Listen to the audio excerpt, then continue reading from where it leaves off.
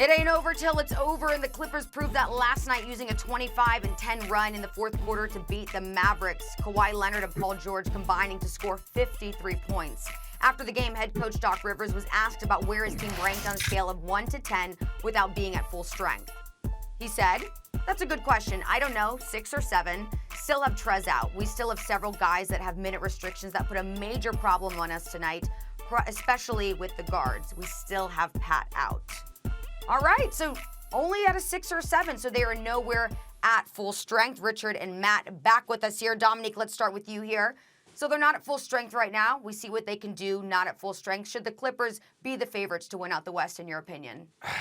I picked the Clippers beginning of the season, then I switched over to the Lakers, and I want to stick with my Lakers right now. But it feels like everything has changed because of this bubble situation, and all the changes have been in the favor of the Clippers. So, like, the home court advantage situation, that mattered to the Clippers more than anyone else because of that situation where even at their home court, they were probably going to have more Lakers fans there in the conference finals if that turns out to be the case. And then you get more rest for Kawhi Leonard, who no one really knows exactly how his knee is holding up, his leg is holding up. That rest probably pays off for him because they were doing that whole load management thing with him, and then they'll get all these guys back. And then you look at what's happened to the Lakers since they've gone into the bubble.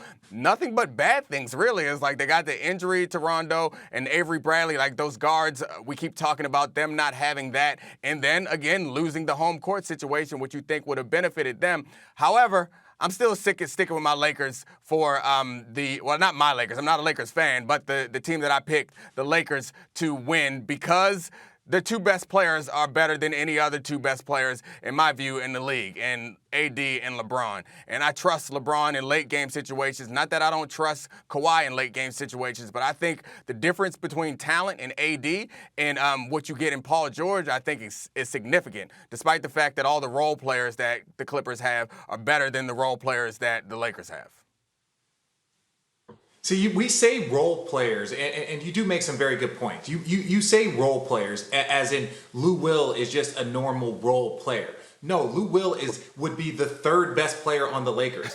I'm going to make an argument that Montrezl Harrell would be the third best player on the Lakers. So when you start going down this list, and you have Morris, you have Landry Shamet, you have a bunch of talented players, you have depth, and one thing you need in the postseason is depth. And let me tell you this why. When you have Doc Rivers and you have T. Lue on that other side, and their ability to play the chess game and playing matchups and tweaking, because LeBron James means so much to their offense, 25 points, 11 assists, Anthony Davis, you can put a smaller player on him, but the Clippers also have big players to put on him. Physical players. Montrezl Harrell is a physical player that can affect AD. So when you start looking at that depth, and I'm going to say this, we often talk about coaching.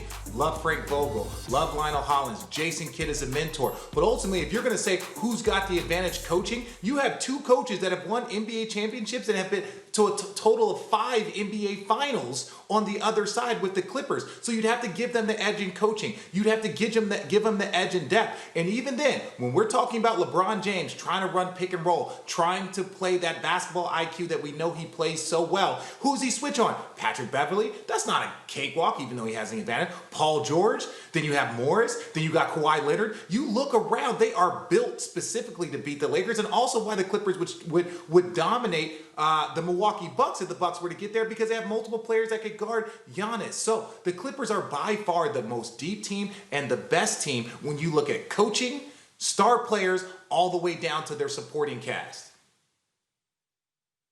I mean, I don't really even need to talk. Thanks, Rich. No, but I got you, Maddie. I got you. Come on, you got it. Hey, my beginning of the season was the Clippers. For every reason you mentioned, just their depth is second to none. And I think they're playing themselves. I don't think it's going to be pretty by any means, because I think, to what Doc said, they're still at a 6 or 7. Trez is not fully back in the mix. Pat Bev is not fully back in the mix. Lou's still getting acclimated.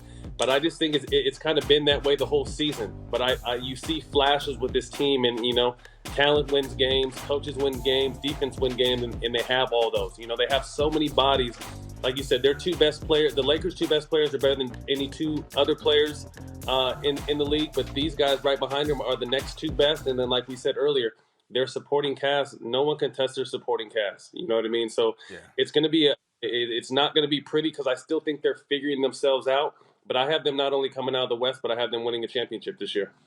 Yeah, but the depth, I mean, I guess obviously you guys all know better than me, but I feel like there's a difference between depth and flexibility. So, like, I think the Clippers have some flexibility that is valuable, but I've never really noticed depth mattering that much in the NBA playoffs. Like, isn't that when the rotations tighten and you only get like 7 to 8 guys? Like, depth to me doesn't sell me. Now, the idea that they are flexible and they have different guys to play different styles and defend LeBron and AD in different ways, I understand that, and that's valuable. But the basketball that I've watched, it seems like the people with the best stars, the teams with the best stars, often are the ones that go further in the playoffs and make those big plays. And you mentioned pick and roll earlier. As talented as the Clippers are, there is no answer in the league, in my mind, to LeBron James and AD pick and roll. Like, there is no coverage. As long as you have shooters out there, there is no coverage that stops that. There's no group of players, as talented as these players are, in late game situations. I feel confident that that pick and roll at the top of the key,